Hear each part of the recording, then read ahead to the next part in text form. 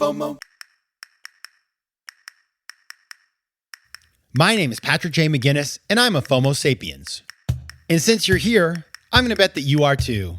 And when you're like us and Monday comes around, you don't dread the new week. No, you wake up every Monday morning knowing that this week might just be the best one yet. This is FOMOnday, the snackable show that starts your week right with hot takes, life hacks, listener mail, and even some FOMO therapy. FOMO. FOMO. Hey FOMO Sapiens, it's the last FOMOndays of 2022. Can you believe it? Oh my goodness. We've done so many. We've done so many things together. Like, it's unbelievable how much we've done this year, who we've talked to. And let me tell you something, next season is coming in hot. Oh, the people you're going to meet and the people who we're going to have on the show that you know already probably, who have decided to come and grace us with their presence. I'm very excited. Next week, I'll tell you all about that. But for now, I want to focus on a topic that is near and dear to my heart. And that is, and I can't believe it because I'm not that guy. I am not like a woo-woo guy at all. And I shouldn't even say it's woo-woo, but I'm not that guy. We're going to talk about hypnotherapy because on Thursday, we're going to have a best of. It's the end of the year. I'm on holiday. I'm just going to be doing my thing with family. And so therefore, I'm giving everybody a little break, including me. But I'm going to have a best of FOMO Sapiens with Daniel Ryan, who's a hypnotist that I have patronized, and he's really helped me with a bunch of stuff. And so I just want to, preview that by talking about hypnosis, because I know it has all these stereotypes and sort of stigmas and all this sort of stuff, and people think it's really crazy stuff. Let me tell you something. I am like the least woo-woo person in history. I am such a skeptic of stuff, but for me, it's been pretty powerful. And so I'm a believer, and I just, it may not be your thing, but just like listen with an open mind. It's the holidays, like indulge me a little bit. And let me tell you a little bit about hypnotherapy. And I call this episode How Hypnotherapy Can Change Your Mind because, I think about this Michael Pollan stuff, which if you have not heard about it, it's about psychedelics and stuff. And the book is called How to Change Your Mind. And I would say that, this is kind of similar in that it's kind of edgy and people are like not sure what to think about it, but a lot of people are trying it and seeing great results. So, let's just kind of talk about it. I want to give you a definition. I went online because, I want to be a little bit more official. I am not a doctor. You know that. But at the Mayo Clinic, there are doctors there. And so I went to their page to get the definition of hypnosis. So here it is. Hypnosis is a changed state of awareness and increased relaxation that allows for improved focus and concentration. It is also called hypnotherapy. Hypnosis usually is done with the guidance of a healthcare provider using verbal repetition and mental images. During hypnosis, most people feel calm and relaxed. Hypnosis typically makes people more open to suggestions about behavior changes. Okay, that's important. So take all that in. Now, a little bit more. Hypnosis can help you gain control over behaviors you'd like to change. It may help you cope better with anxiety or pain. Although you're more open to suggestion during hypnosis, you don't lose control over your behavior during a session. Again, it's like important. And Daniel talks about all this stuff. Like, just listen to the episode on Thursday. I'm not going to sort of belabor that point, but, it is important to recognize that it's what we think it is from like cartoons and stuff, or going to see a hypnosis sort of therapist that like puts people in trances and makes them run around like a chicken. That is not what we're talking about here. Now, why do people go? Well, lots of different reasons. People go to change habits. They go to deal with fears, irrational fears. They go to deal with PTSD, among other things. I'll tell you why I recently went, and it's kind of one of these things that like I'm a little shy to talk about, but at the same time, like I think it's pretty normal these days. And a lot of people had this realization, like during the pandemic, my relationship with alcohol was not as healthy as it used to be. Like I just drank a lot more. And frankly, I was just looking at my pattern of behavior, and alcohol had a role in my life that I didn't like. At the same time, I was like, I don't really want to quit entirely. Like I like to have some wine with dinner and stuff like that. I just need to recalibrate. And because I've done hypnosis in the past, I know that for me it is an effective treatment. And so I reached out to Daniel and I explained my goal, which was to recalibrate how drinking sort of played a role in my life and reset it at a level that was far healthier and more sustainable. And then I went to see him. And it's been about, let's see now, 4 months, 4 months, and I've seen a very big change. So it's just been kind of dramatic, actually. And I feel quite thankful that I did that I made that investment in myself. And, it was a couple $100, but the money I saved on alcohol, that's an ROI, baby, because alcohol is very expensive, especially in New York City. And more than that, obviously, sleep and health and all the other things, just you lose weight, you just feel better. It has really made a difference for me. And so I'm glad I did that. And listen, I can understand that for some people, like number one, it's not possible to reset in a healthy way. And number two, that hypnotherapy might not work for them. So I'm not saying that this is a solution for you on this particular front. So that's not what I'm doing. But what I am saying is for me, for this particular thing, it worked really well. And so I'm very thankful. And by the way, I might have to go again. If I somehow lose the calibration that I so desire, I would go back because I know that for me, this really works well. Now, I do want to share what it's like actually to be hypnotized for those of you who are wondering. So I will get into that right after this break. FOMO. FOMO. All right, we're talking about hypnosis, hypnotherapy.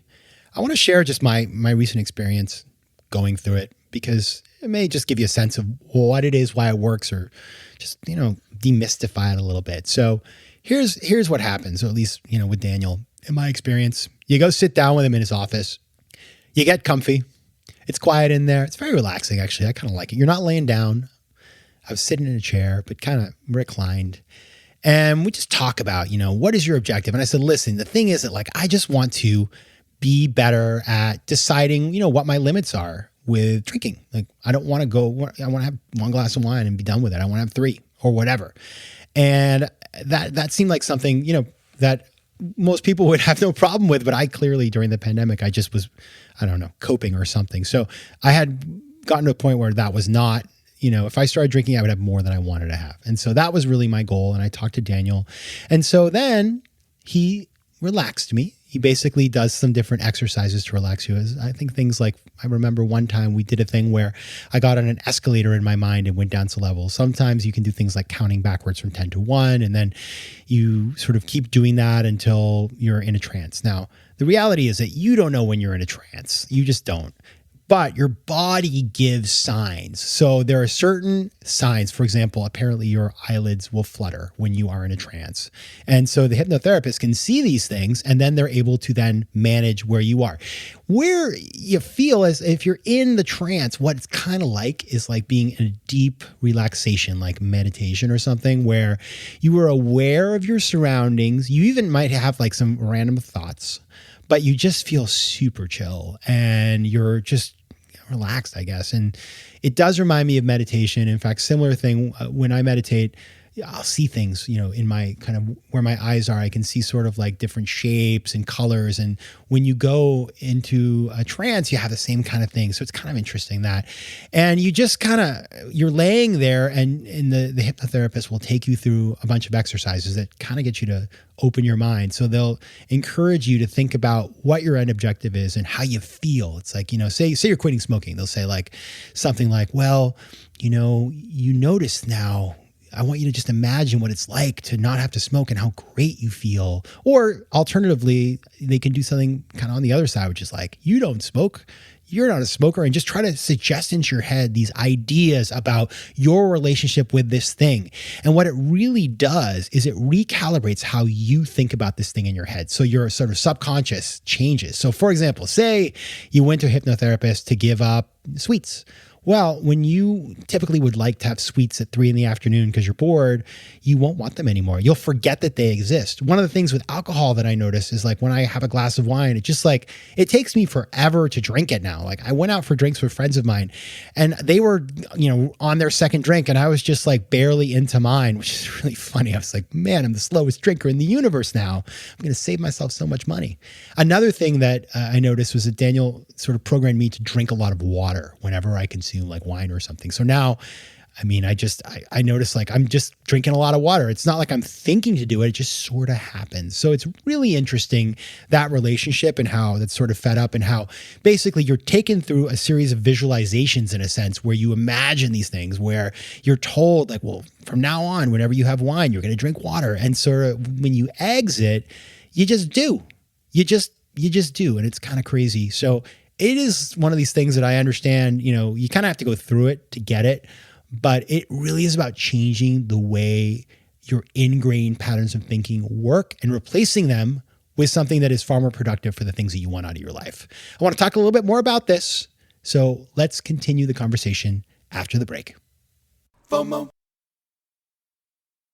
All right, everybody, we're talking hypnotherapy today in advance of Thursday's episode with Daniel Ryan. So here's the thing. Again, I just want to kind of combat some myths. It's not scary. It's actually super nice, super relaxing. And in fact, this is ridiculous. One of the times I got hypnotized, I then went out and had a Chick-fil-A and it just tasted so good. And I'd never had Chick-fil-A before. And I just think you're kind of in the state of mind. Now I have Chick-fil-A every time because it's my little thing. But I would go back a million times because like anything you want to change about yourself where you don't want to take a pill, you can just do this first, right? And so it's a really great thing. And the other thing is you're not out of it. You remember everything. I've just told you about my experience. Time passes in a really different way. Like you think it's been 30 minutes and it's been 3 hours. Nowadays, of course, it doesn't take me long. I think, the last time I went to Daniel, I was basically in a trance in like 25 seconds. Whereas the first time I went to somebody else, it took me a while. And I think part of that's like, if you meditate, if you do this kind of stuff, like your brain just gets used to it. It's not such a struggle.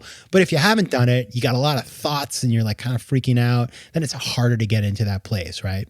So that begs the big question, like, does this work for everyone? And I did research this because again, like, it's important that we get some science here. And Mayo Clinic explains that basically it isn't right for everyone. Not all people are able to enter a state of hypnosis fully enough for it to work well. And in general, the more quickly and easily people reach a state of relaxation and calm during a session, the more likely it is that they will benefit. And that's my story, I guess. Like, I love it. I could do it every day. It's like taking a beautiful nap, except you're awake. And so if you are a person who is receptive to it, and I remember hearing it's something like, a third of the population, then it's a really great way to deal with stuff. And again, it could be a fear of spiders. It could be trying to quit a habit, whether it's, drinking or alcohol or cigarettes or sugar or whatever that is for you. It could be dealing with PTSD. Like maybe, I was thinking like, it could be, for example, a lot of people look in the mirror and they don't like what they see. That's all mental. So even that kind of stuff, like the important thing is to find somebody who's reputable and then reach out to them and have a conversation about your objectives and goals and find out if this makes sense for you. And it may not, but I can tell you something. If it does make sense, you will come back and you'll be like, Patrick, you were right.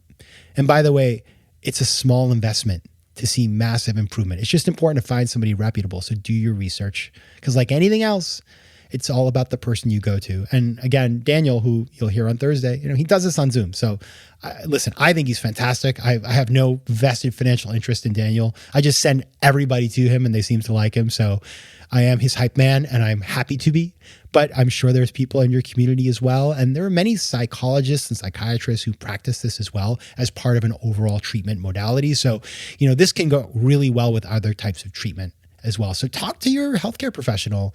And, it's important just to remember, like, this is not voodoo. There's science behind it. It's certainly worth considering. All right. I'm off my soapbox now. Thanks for listening. Do consider it. And if you have any questions, reach out. You can find me at Patrick J. McGinnis on Instagram, at PJ McGinnis on Twitter, and at Let's Connect at patrickmcginnis.com. All right, everybody. Enjoy the show on Thursday. Until then, take care of yourselves, FOMO Sapiens. Happy New Year. FOMO. If you like today's show, please be sure to rate it and recommend it to your friends. And as always, you can find me on Instagram at Patrick J. McGinnis, on Twitter at PJ McGinnis, and on the web at FOMOsapiens.com or PatrickMcGinnis.com, where you can get all kinds of free resources to live a more decisive and entrepreneurial life. FOMO. Want more FOMO Sapiens and FOMOnday? Head over to FOMOsapiens.com where you can listen to past episodes, learn more about the show, and find out how to advertise. You can also connect with me on Instagram at Patrick J. McGinnis and on Twitter at PJ McGinnis.